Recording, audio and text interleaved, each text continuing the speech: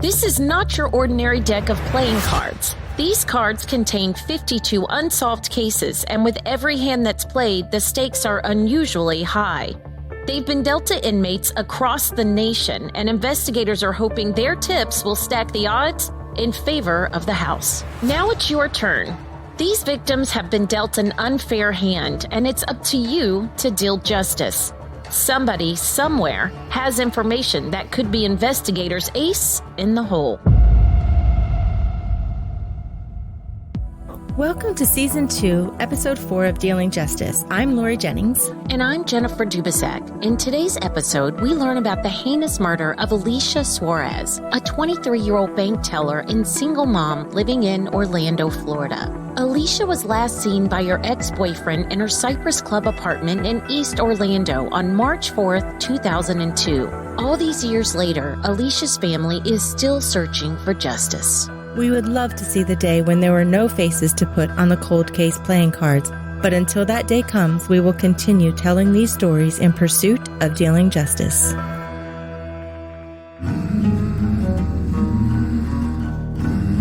It's time for us to solve these cases one card at a time. Help us deal justice for Alicia Suarez.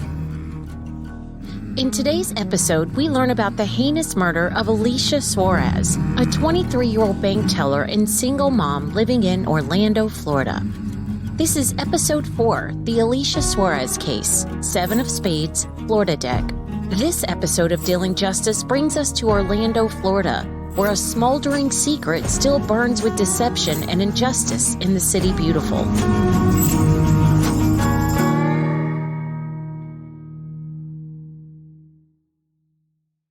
Alicia Suarez was born on February 10, 1979 in Brooklyn, New York. She was the youngest of 3 children with an older brother, Louis, who was the middle child, and her older sister, Carolyn, who was 10 when she was born.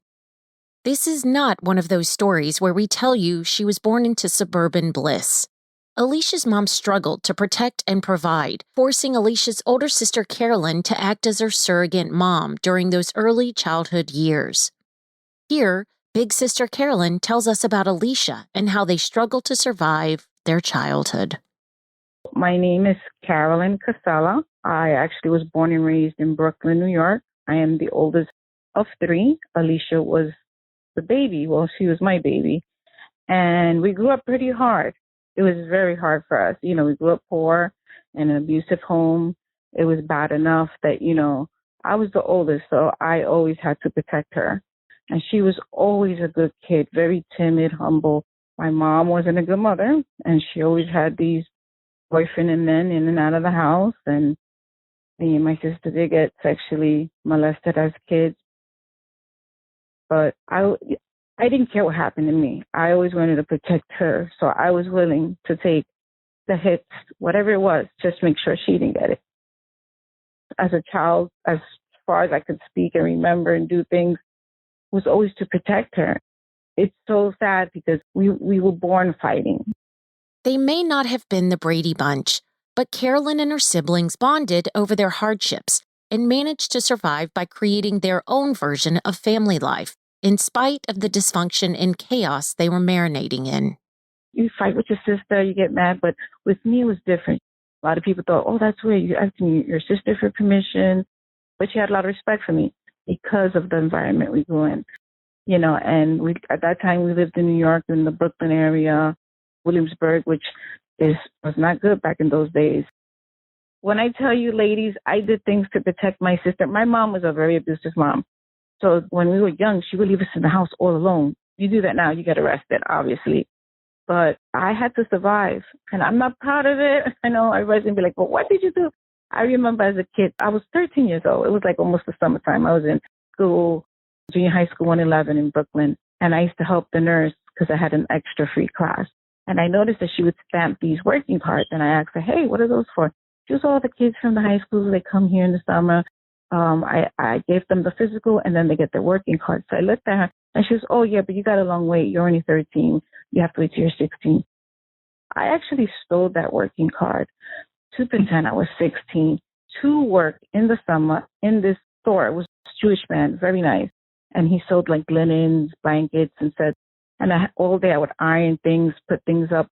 But I didn't care. Back then it was just $2.50. Could you imagine trying to survive $2.50? Alicia and her siblings endured unimaginable pain growing up, and finally, things came to a boiling point when Alicia was just 8 years old. Well, we had to go to court because my mother's boyfriend had beat me pretty badly. She was dating some guy, then she got married. He was in the house not even a month, and he attacked me and beat me. So I got an order of protection. I went to court, and then my aunt joined me. And my aunt said, look, we got to get the kids out of there. It's just getting to a point that it's too bad. My mother was upset.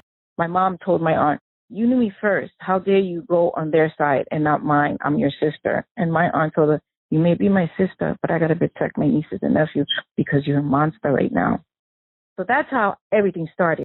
For me, as a teenager, I went to live with my aunt. My sister had went with my mom's brother, Junior, and then my brother, he's the middle child, he went with her other brother. So we were all separated. Although we were separated and I missed her so much, I was fine with that because I knew she was safe with them. And then from then on, we were through the courts. When she was 13, Alicia went to live with her Aunt Dorothy in Florida. Hey, my name is Dorothy Suarez, and I am her maternal aunt. My sister passed, and then I got Alicia. She was 13 years old. But when I got Alicia, I was here, so it was hard for her to adjust losing her mom, and then coming to Florida is a big difference, Mm-hmm. But she was a smart girl, and she had a very funny, humorous way of being, very inquisitive. Here's Alicia's sister, Carolyn, again. My aunt, Dorothy Suarez, was the one who actually, decided to help us. And she raised me, she raised my sister, and she did an awesome job. We came from a rough area, and she tried to make it a little bit better. There was abuse, but in her house, it wasn't. In her house, it was just love and trying to help us out and heal. During that time, I was like 19, almost 20. I didn't care for Florida back then. I had my dad in New York, my biological father, because me and Alicia had different fathers. So that's why I went back. And I felt safe because I knew Dorothy was taking care of Alicia. So, I was comfortable with that. I was like, okay, she could stay here. At that time, Alicia was a teenager. I said she needs to finish school and stuff like that. And then as I got older, and Alicia got older, and so did my brother, we all did our separate things, but the bond between her never broke. I would speak to her and write to her all the time, especially writing. Back then, writing was not like today we have, our cell phones, but I loved writing and I loved reading her letters. Alicia was in school in Florida, and her Aunt Dorothy looked after her and loved her like a daughter. She even had a core group of friends. Here's Lisette. She's a childhood friend of Alicia's. I met Alicia. She was, I think, going into 9th grade or 10th grade, and I was going into 8th grade. We did a lot together, always together, either catching the city bus to the mall, hanging out after school. We definitely had our crushes, and we were able to talk to each other about it. Yeah, just boys from school, maybe some from the neighborhood. It was all fun. Even though she was only 13, she met a boy named Caleb, and he would become her boyfriend and would turn out to be the love of her life. Of course, she was in love, and, first sweetheart you get when you're 13 years old. And she met him at 13? Wow. Yes, 13. Because a lot of people think, oh, you don't stay with the same guy. She was with this guy since she was 13. But, she was with him from 13 all the way into her 20s. Education was extremely important to Carolyn, and she stressed the importance of that to Alicia. While Carolyn was living in New York, Alicia was thriving in Florida. And in 1997, she graduated high school and went on to enroll in Valencia Community College in Orlando, as she promised her sister she would. Alicia seemed to be pulling away from the trauma of her past, and she was reaching her goals, but not everything went according to plan. She wound up getting pregnant while she was in college, and she was terrified to tell me because she knew. I said, Alicia, our education is key. And she was very smart. She was smarter than me in the book-wise. I did my B's and C's, but Alicia was always on top. Very smart. She didn't even have to study and she would get it. Unlike me, I would have to get tutors. During that time, I was so upset with her. She cried and told me, I promise you, sister, I'm going to graduate college. I'm going to make you proud. And I was upset with her. I said, how did you not use protection? Not that I didn't want her to have kids, but I just wanted her to get her education and then marry her kids. During that time, she was doing good, even though she was pregnant, and she went with a big belly. I was so proud of her. I was really proud of her. And then, as time went by, my niece was born. I came down when my niece was born. I was so happy. Like, it was just such a joyous time. On May 30th, 1998, Clarissa Rivera was born and Alicia became a mom. By this time, she was 20 years old. Alicia and Clarissa's father, Caleb, tried to make things work as a young couple, but life was pulling them in different directions, and they agreed it was best to part ways and work on co-parenting Clarissa, which they did. You know how that is. The in-laws try to interfere. My sister was headstrong. She thought, look, when you grow up, then come back to me. But right now, I have to go to college. I have to work, take care of our daughter. During this time, Alicia got a job as a bank teller and continued to go to school while raising a toddler. It was a tough schedule for the first couple of years, but Alicia made it work, and she kept her sense of humor while doing it. She worked in the bank. She was in college. Her dream was to become a therapist to help kids the way we were. Oh, my gosh, she was funny. She had this vivacious laugh. You will laugh because of her laugh. She was a jokester. And whenever they would get their checks on Friday, her boss would say, well, you got to get online, get the rest of them. So she would pretend she was pregnant. She would go and put some clothes like in her dress or something. It's okay for her to go to the front to cash a check. Funny, when her friends told me I dying, I was like, oh my God, you did that, Alicia. She said, hey, I had to cash my check. I have to pick up her, I have to pick up your niece. And I was just like, you're so funny. But at the same token, my sister had a big heart. She would help anybody, anyone. She was like that. Alicia was the whole package. Funny, smart, ambitious, and confident. It wasn't long before she met someone through mutual friends, and he seemed like the perfect guy. Carolyn tells us when she first heard about Alicia's new boyfriend, Angel, and how almost immediately she saw red flags. She started dating this guy. She's talking to me. She's like, oh, I'm dating this guy named Angel. He's awesome. He was in the Marines. So I'm like, okay, he sounds like a catch, And then I would tell her, hey, do you know his family? And she's like, well, actually, no. He lives with his sister who he claims is bipolar, and she gets irate when she sees people come over. Me, personally, I found that weird. I was like, really? I mean, don't we all have a crazy uncle or aunt or even a cousin that comes over and gets drunk on the holidays? That's just normal. He would bring her there, but never inside, just like outside. Hey, wait outside, I'll be right back kind of thing. So I said, hey, hon, why don't you just do what we do? Get some type of pastry, knock on her door. So she took my advice. And I felt so bad that she took my advice because not even 3 hours later, I get the call and she's hysterically crying, saying, oh, my God, you're right. There was a flag. He's plainly dirty. That's actually not his sister. He lives with her. I was even shocked. I was like, what? God, he's really a huge playboy. They dated for about 6 months or maybe a little more. And, she broke up with him. She's like, no. He's like, oh, we're in separate bedrooms. I mean, he tried to convince her in any way. But, we were very abused kids. And we used to see things like that with my mom. So we promised each other we will never be with a cheater or a man who hits us. We were always against domestic violence. And she was strong, I have to tell you. She may have been young, but she was strong. She left him. No turning about, nothing. He couldn't take no for an answer. Constant calls, showing up to her job. It got to a point she told her boss, and the boss told him, hey, Angel, you call you again, I'm going to have to call the cops on you. This is getting ridiculous. We're running a business. I told her, be careful, not thinking anything. Alicia wanted more from life, so she just simply moved on, but not Angel. And I remember that it was like almost a year, I want to say about a year, that Alicia was not dating him.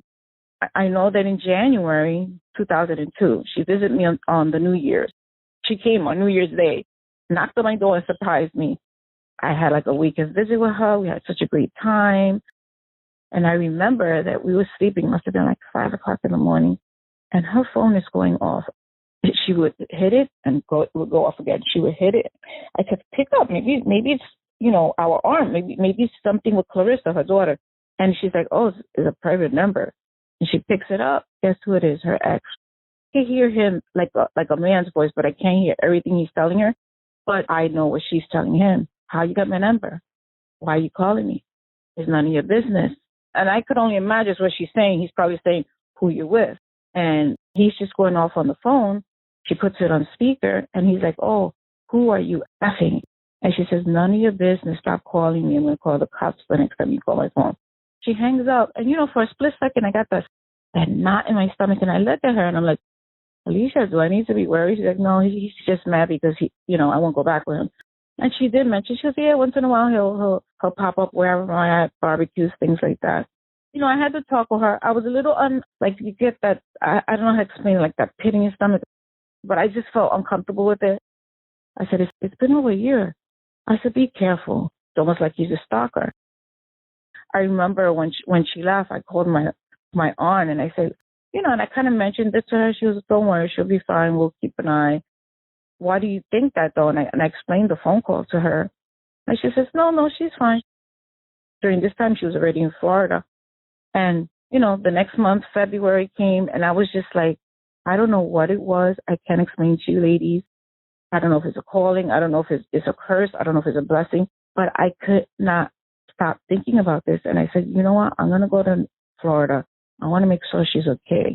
And I used to work for a doctor, and I was his assistant. He was so upset with me. He said, but Carolyn, you don't have vacation.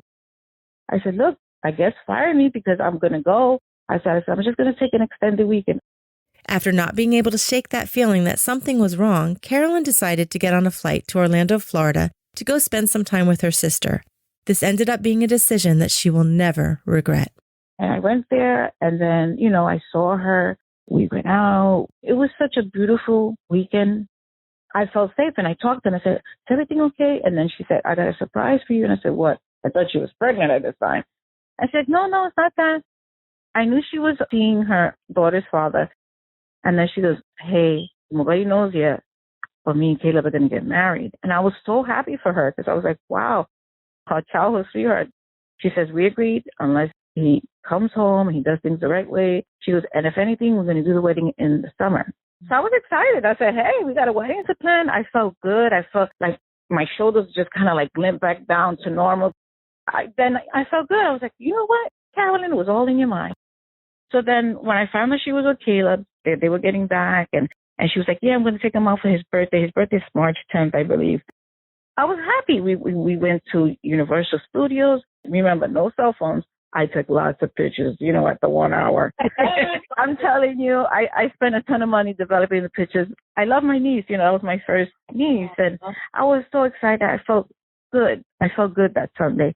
And I remember my brother and her was like, hey, we're both here. You're the missing link. We need our trio.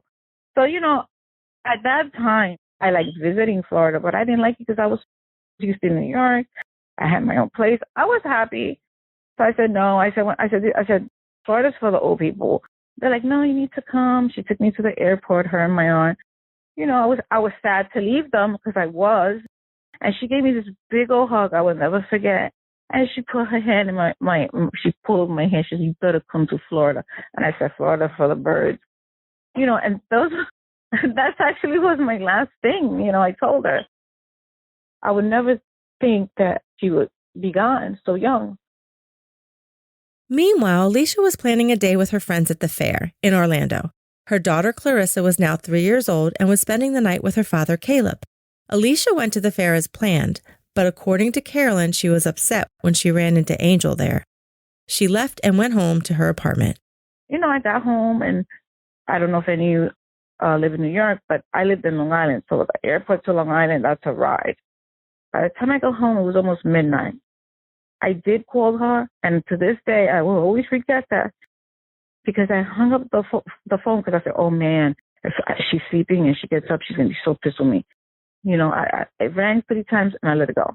But you know what? I couldn't sleep. I don't know if it was jet lag, like twitching my legs. I kept getting up. I was like, before I knew it, I turned around. I was like, oh, my God, it's time for me to go to work. It's 5 a.m. I got to get ready. And that's what I did. Monday, March 4th, 2002. Like every Monday morning, this one was no different. People all over the world are dragging themselves out of bed to start the work week.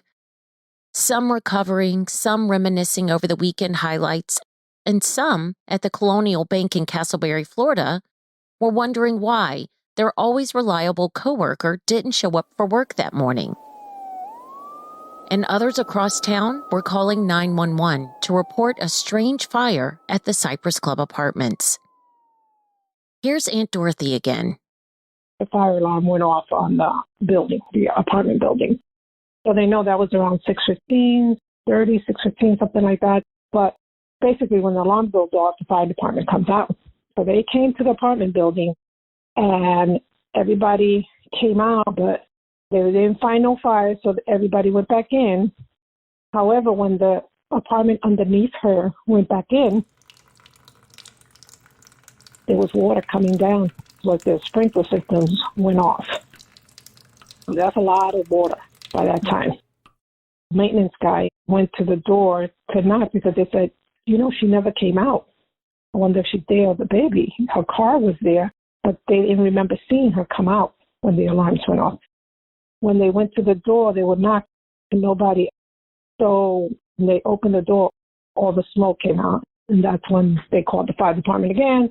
When firefighters gained entry, they discovered 23-year-old Alicia Suarez's badly burned body on the floor, with bedding and a chair piled on top of her burning body. They quickly discovered that the fire was a cover-up. Alicia had suffered multiple stab wounds to the chest and neck and was dead prior to being set on fire. And when I got there, it was just so surreal. It's just like the movies. And they had all the crime scene tape. And I start running towards the tape because we couldn't get close enough to the building. And I'm running towards it, and I see the cops running right towards me. I said, I got to go over there. And they said, no, we've been waiting for you. We're going to take you over here. And they took me to another building. And then they said, are you Dorothy Suarez? And I said, yes. They said, the officers should be coming soon to talk to you. And it was Sandra Pelton of Homicide Division. Sorry to inform you.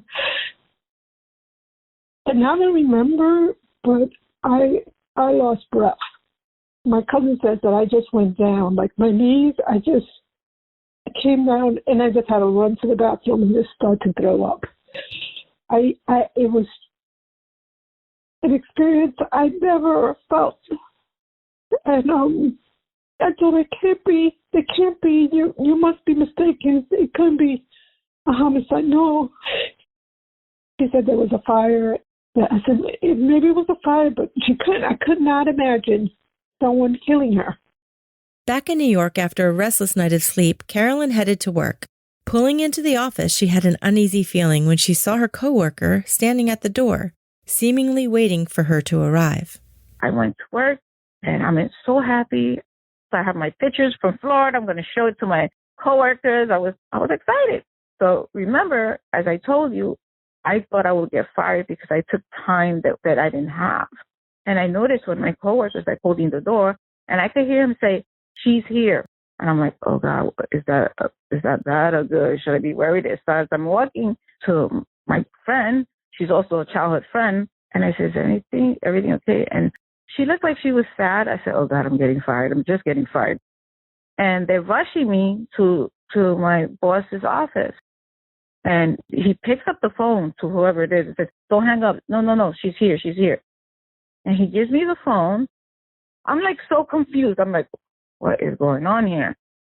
And that's when I heard my uncle's voice. And he's a tough guy from the Bronx, doesn't cry, never cried. When he's crying, I know something's bad.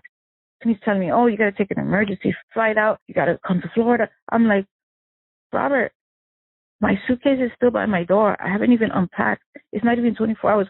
What are you talking about?" First thing that comes to mind, "Oh God, it's Grandma." She's old, right? That's the first person you're going to think that something's wrong. No, it's not Grandma.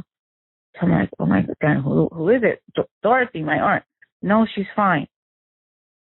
And then it clicked. It was my sister. I said, "Oh my God, what happened to Alicia?" My sister had lupus. So I thought maybe she had a flare-up or a car accident. And he's crying. He's literally crying like a baby on the phone. And he said, just get on the plane. I said, I'm not getting on the plane till you tell me what's going on. He didn't want to tell me. He says, I can't tell you like this. I have to tell you in person. I said, well, now you have me beyond intrigued, and I want to know now. And when he said, it's a homicide, it's like I'm hearing the words, but it sounds like it's in slow motion. And it's like, no, I misunderstood what he said. I said, who's hurt? He said, no, honey, not hurt. Your sister's dead. I was just like I couldn't like accept it. I was like, no. I said, I touched her, I hugged her, I kissed her. I have pictures. We had a good weekend. No, Robert, you're lying. You sure? I may go check the hospital. He's like, no, honey, she's dead. Carolyn was crushed. Everything hit me all at once. My boss, he was wonderful. I'm thinking he's going to fire me, and he's the one who bought my ticket. He's the one who helped me get on board. He had to medicate me, of course, because I was just, it was really bad, really bad. It almost I felt my heart ached so bad that I thought I was having a heart attack. That's how much the pain I felt. And I said, I had a bad feeling. I don't know. It was just like, I can't explain it. And I thank God I did it, because you know what? If I would have never made that trip, the last time I had saw her before that trip was a while. So I believe that God put me there to say goodbye to my sister. I do believe that.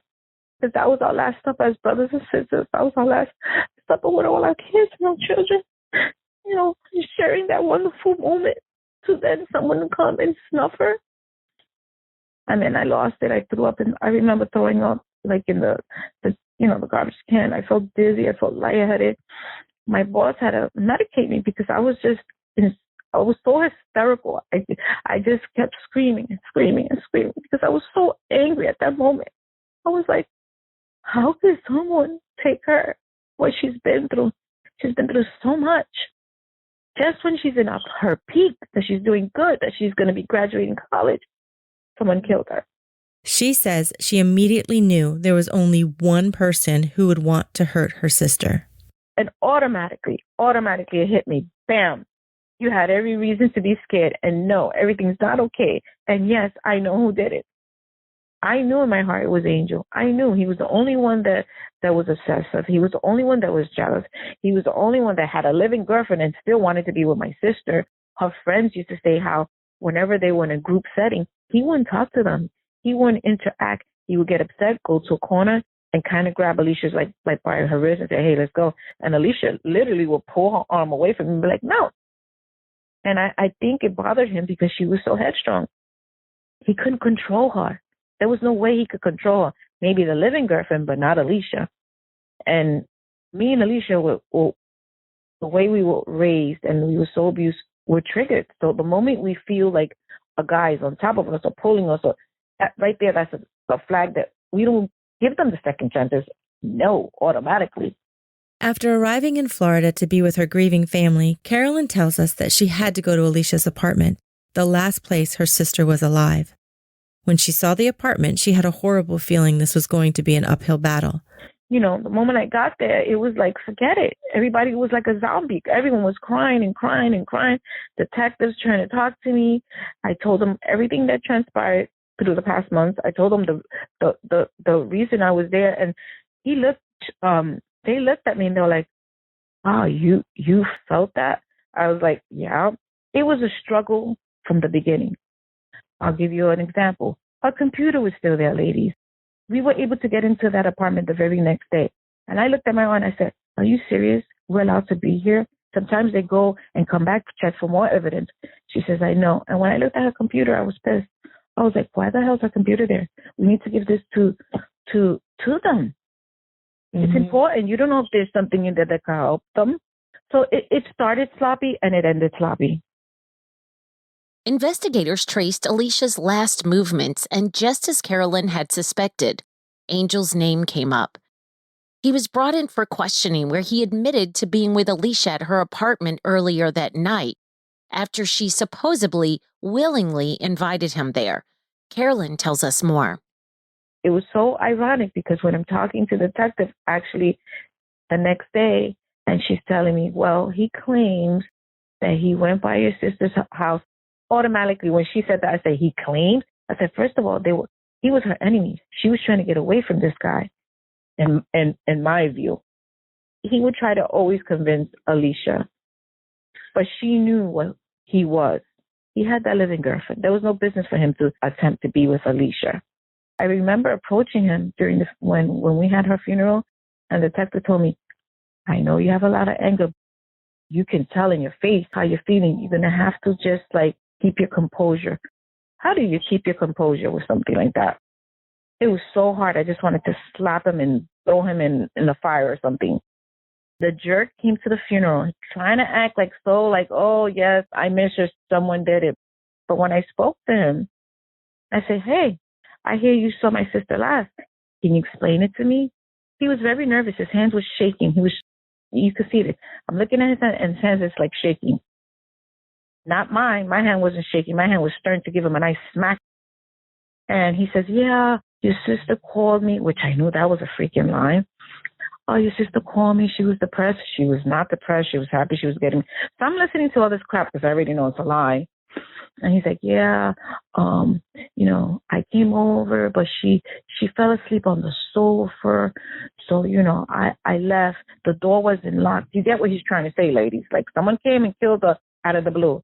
He goes, oh, I didn't have no keys in there. She was sleeping. I didn't want to wake her up. Any person in their right mind is going to wake up their friend, their girlfriend, whoever it is. You think I'm going to leave a person that I'm in their house and they fall asleep? No. I'm going to be like, hey, get up, close the door. So he claims, oh, it was closed but not locked. Are you kidding me? You expect me to believe those lies?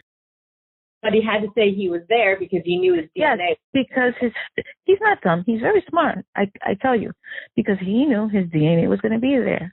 A lot of the evidence was because I was there, so that's why that was there. Everybody knows he killed my sister.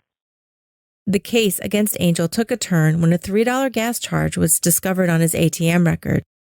The timestamp put Angel near Alicia's apartment at the time of her murder. Carolyn shares more. They checked with the bank during the time that he said he was home, and they let the manager know, look, this is a murder case. This is not something petty. We need to make sure on the times. They assured the detective that those were the times. So they arrested him on that because then the time he said he was at home and the time that he purchased $3 of gas, which who purchases $3 of gas? This kid made money. Why he purchased $3 of gas? I know why he purchased $3 of gas. That was to pour over my sister. But I was depressed. I was sad, grief-stricken. I was just so angry. I was like, why is this a-hole not in jail? But I know it's a process. 2 months after Alicia's murder, her then 24-year-old ex-boyfriend Angel was arrested and charged with first-degree murder. After Angel was arrested, the case against him began to unravel, starting with an alibi. According to the report, he claims he was with his girlfriend at her home in Winter Springs, which is about 15 miles away. This is the same girlfriend that Alicia had found out about when she was dating him. His girlfriend backed his story up, and police discovered he took it one step further. It's funny because when they did all, they bring you in the interviews and stuff like that, and they kept bringing his girlfriend, he was irate. He told Detective Fulton, why do you keep bringing her? She has nothing to do with this. And she, he's like, really? She has nothing to do with this? I can have her here as many times as I want. There's nothing you could do. You're not married to her. Those were her words. And then guess what? They get married. The receipt was a damning piece of evidence, and one that made the state feel confident enough to arrest and charge Angel for the murder of Alicia Suarez. As it turns out, Angel's ATM transaction for $3 in gasoline the night of the murder was the investigators' prime piece of evidence, but the bank had made a mistake. They informed the police that the timestamp for the gas purchased was unfortunately misinterpreted by the bank representative under the wrong time zone. If indeed this corrected timestamp was accurate, it no longer fit the investigators' timeline. Angel had to be released. To further complicate the case, the state of Florida has what is called Florida's Speedy Trial Rule.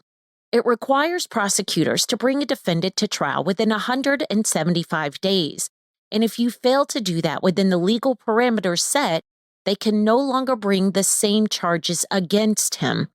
even if new evidence comes to light. And because Angel was arrested and charged, the clock was running against the state of Florida.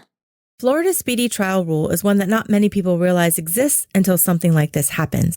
We wanted to talk to an expert on this topic to help explain the legalities of this rule, so we asked Brett from the Prosecutors Podcast to explain this to us. Well, talking about the Speedy Trial Act in general, basically every state has one. They're all intended to sort of give effect to the Constitution's protections that everybody has if they have a speedy trial. And the whole idea behind the speedy trial is what you don't want is for someone to be arrested and then just languish in jail for years on end without ever getting a trial.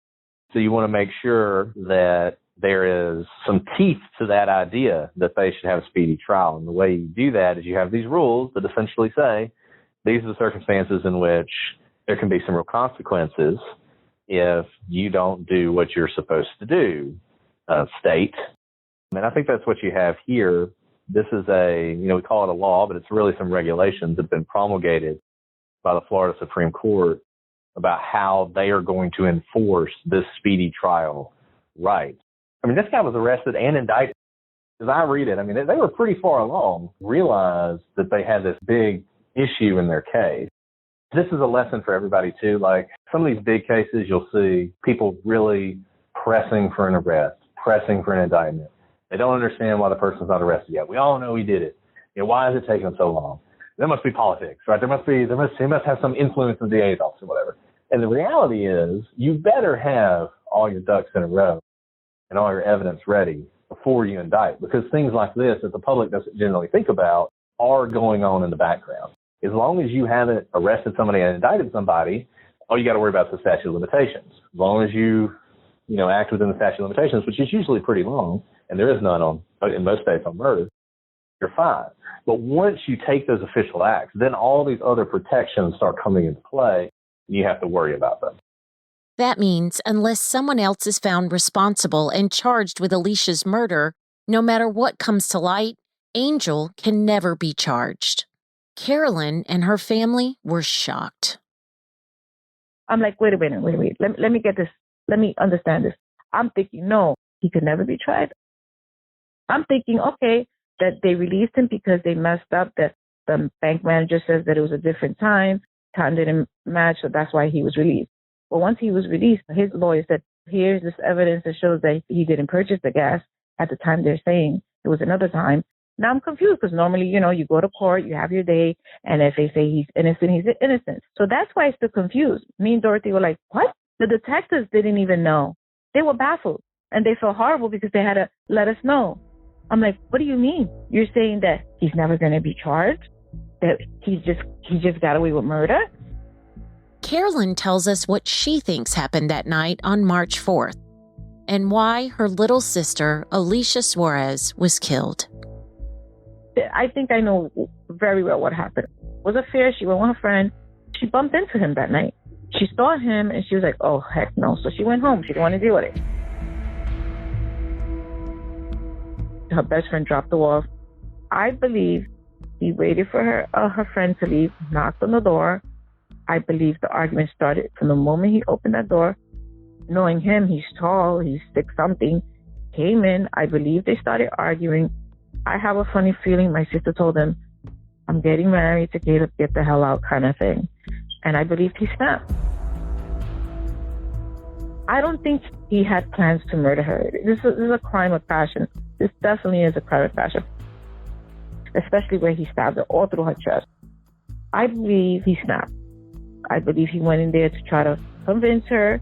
And then he, imagine you try to get back with your ex and then out of the blue she's going to tell you, you know what? I'm getting married. Get the hell out of my house. And he snapped and grabbed what was nearest to him. Alicia had this letter opener. It was always on top of the kitchen table, the counter. When she was murdered, that letter opener was nowhere to be found. When they did her autopsy, they said that it was probably the letter opener. They never found it. Never found it. The day he saw her, he was wearing some type of hoodie. I believe it was a blue hoodie and jeans. And he lied to the cops. He did not give the clothes that he was wearing that day. They never got the clothes. He keeps saying that he didn't wear that, but my best friend was like, he's lying. He had this on. Come on. Everybody knows. The puzzle's done. The murder of Alicia Suarez reverberated through many, many lives, especially the man that was her fiancé and the father of her child. He loved my sisters. They were like little kids, little young teenagers in love, and then they were growing into their adult love. Finally, when he felt like, okay, I'm ready to be a husband and a father, that was taken from him as well. So it punched him right in the stomach. And then he has to automatically be not a part-time dad, but a full-time dad. Learn to comb her hair, learn to know how Alicia was very structured, like me with the kids. You go to bed at this time, you eat healthy foods, you this, you that.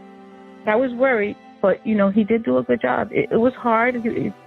Sometimes she would come up with one ponytail up and one down, but it was so cute because he was really trying and he would do it all by himself. And me, my arm was like, he's trying. And then eventually those ponytails were just perfect. You know what I mean? This March marked 2 decades since Alicia's murder. Her little girl, Clarissa, who was only 3 at the time, is now a 23-year-old young woman. She grew up with many loving, supportive, and sometimes overprotective family members around her.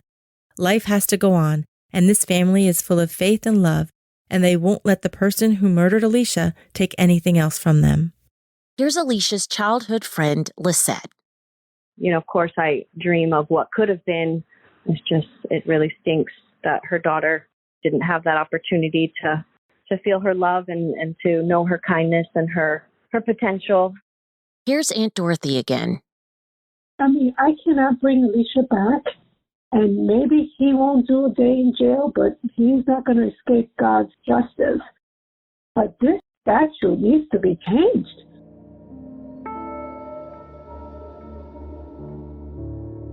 A butterfly lights beside us like a sunbeam, and for a brief moment, its glory and beauty belong to our world. But then it flies on again, and though we wish it could have stayed, we feel so lucky to have seen it. Amy Maurer.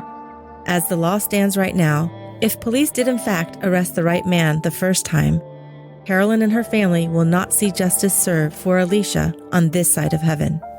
Rest in peace, Alicia Dorothy Suarez. If you do have any additional information about Alicia's murder that hasn't been mentioned here, you can call Central Florida Crime Line's anonymous tip line at 1-800-423-TIPS. That's 1-800-423-8477. We would also like to take the opportunity here. If anybody is in a relationship where they see red flags and would like someone to talk to, they can always call the National Domestic Violence Hotline. Their number is 800-799-7233. They're available 24 hours a day, or you can visit their website at thehotline.org. You can also text them START at 88788. Thank you for joining us on this episode where we had the opportunity to learn about Alicia Suarez. It's just so tragic that the firefighters show up and Alicia's neighbors and everybody she worked with, everybody was so heartbroken that she was just full of life. And to know that somebody stabbed her multiple times in the chest and neck and then piled bedding on her in a chair and doused her in gasoline and lit her on fire. This is just one of those sad cases, just seems so unnecessary. Very, and even just their upbringing. I don't know about you, but when Karen was telling us some of the horrific things and some things that we couldn't even include here for time's sake, they really had an upbringing that is truly horrific. So for them to come through and be where they were when Alicia's life was taken is just so tragic.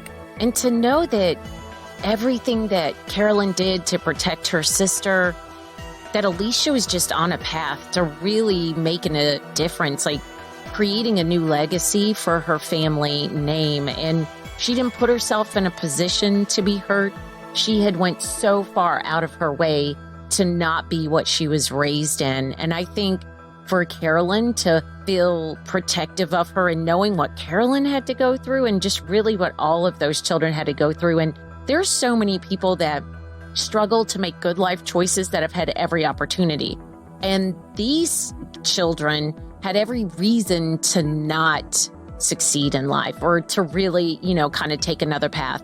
but yet they bonded and they decided to make a different life for themselves. So that is what makes this just so tragic. Also, because once she knew those red flags existed with Angel and the lies and just his red flags that came out, she immediately got out. She didn't play this game back and forth. And like Carolyn says, she heard him yelling on the phone. She heard him being obsessive about her. And it was just tragic because it wasn't like she wasn't in that situation not knowing what to do. And the saddest part is her love story with Caleb. They were both finally maturing. They were going to get married that summer. They finally were at that point. It seems like they just really grew up together and they finally came to that point where okay, we're going to do this. Right. And they talked about how that's just how much that Alicia wanted a good life for her daughter, is that she loved Caleb, but he didn't feel like he was in a place to be ready to be a parent. And Alicia was just dead set on making sure that she did not raise her daughter in the environment that she was raised in. So I think that's really sad, and so sad for Caleb too. Yeah. The way he just took over his daughter and, like he said, she's all I have left. I mean, he could have, Alicia's family would have taken that child too and helped them all raise together, but he took full responsibility. I mean, imagine you're grieving this woman that you were going to be getting married to. She's murdered. I just can't imagine the thoughts that he had, that he really did have the wherewithal to be able to raise her and do such a good job. Yeah. Obviously the suspects, and I don't think it's plural, but let's just unpack this for a second. So I guess everybody around Alicia just instantly thought that Angel had to be responsible for this. What kills me is they had been broken up for over a year, but that he would occasionally just pop back up, or she would see him somewhere where he obviously put himself. There were those signs that even though he had a serious girlfriend, and he tried to obviously, when he tried to say, it's not my girlfriend, it's my sister. That, to me, that whole story, it just shows me too how Alicia just believed him, and the fact that, what I mean? She was just so innocent in that. She believed until the sister said, Carolyn said, you go over there and meet her. I know, I could just imagine that conversation. Here's some cake. Let's get to know you, sister. And oh goodness. Oh, hey, I'm the girlfriend, actually, not the sister. So, but what nerve he had. She knew where they lived. She would drop him off sometimes. She could have opened that door at any time. I think that's what we were talking with Carolyn, just the nerve. But he probably manipulated the girlfriend too. And guys like that can manipulate. It's really shocking how much they can suck you into that. Well, no. So he does all that. Then he also ends up going to the crime scene, right? The morning of the fire? Yes, he did. And he said he just wanted to see what was going on. He was checking on her. We know what statistics are about people returning to the crime scene. That is often one of the telltale signs. There really were, from any information that we found and anybody that we talked to, there really were no other suspects. There was no sign of forced entry. However, we know that Angel said he left the door open when he left because she was sleeping on the couch. I don't find that crazy absurd. I know you think that that's something nobody would do. You would leave the door open? Now, when she said left the door open, did she mean ajar or open unlocked? Unlocked. Okay, so that does make... Okay, I could see that. Yeah. He was saying she's sleeping on the couch, so I didn't want to wake her, so I left. I closed the door. Okay, he says, you're right. Yeah, because I would do that. And if I didn't have a key but come on, you can also just lock this door and still slam it shut. You know what I mean? Most doors could still lock that way. I don't find that so crazy. However, just the fact that everybody says that she would not have invited him over there. There's just so many things. And I just don't know. I mean, I get the receipt, and you and I go back and forth on this too. We always see things so differently. Just working at a bank, and yes, it could have just been a simple encoding error. How much investigation, once they were told that, did they go into computer forensics and check that? Did they check it up against anything else? Or did they just say, oh, look. I think that by the time they went to check it, this is one of those weird laws that... They're usually not used in murder cases, period, but there has been a couple. I think the last one that was used was in 2008. I just think, and again, we really don't have any other suspects to go over with you guys, because this is, like I said, I think it's pretty straightforward. I think even The police, according to Carolyn, like everybody was kind of heartbroken over this, that they know who did it, but because of this random law that applied in this fact. But it also is a constitutional right that we have to protect anyone. Like if you were innocent and you were being charged with something, you would want that right to a speedy trial. Right. That is well, our almost constitutional every law right. protects Yes. and harms at I know, times, it just seems like it's so, I mean, when you hear it, I just get so irate, but then when you look at the other side or you hear from the prosecutors, like why it's set in place, it's tragic all around. It is. And there is always the chance that not all the information is out there. So that's why we wanted to bring this to you guys.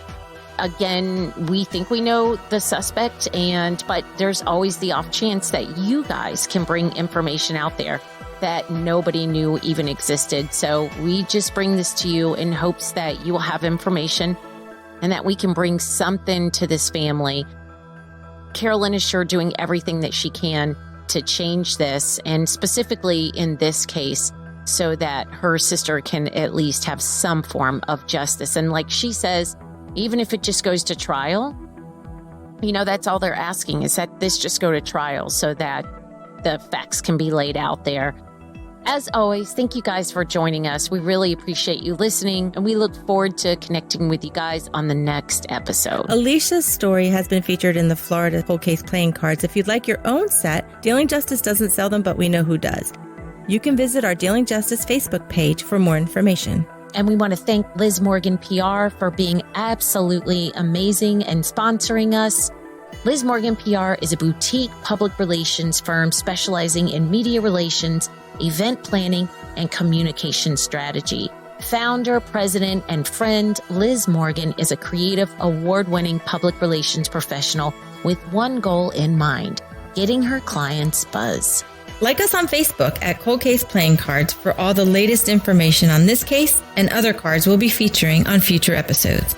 Dealing Justice is written, produced, and hosted by Jennifer Dubisak and myself, Lori Jennings. Our sound design is by John Schaub. Our executive consultant is the Cold Case Playing Cards creator, retired FDLE Special Agent Tommy Ray. If you want to help us spread the word about these victims' stories, please subscribe and leave us a positive review on your favorite podcast app. And tell your friends to subscribe.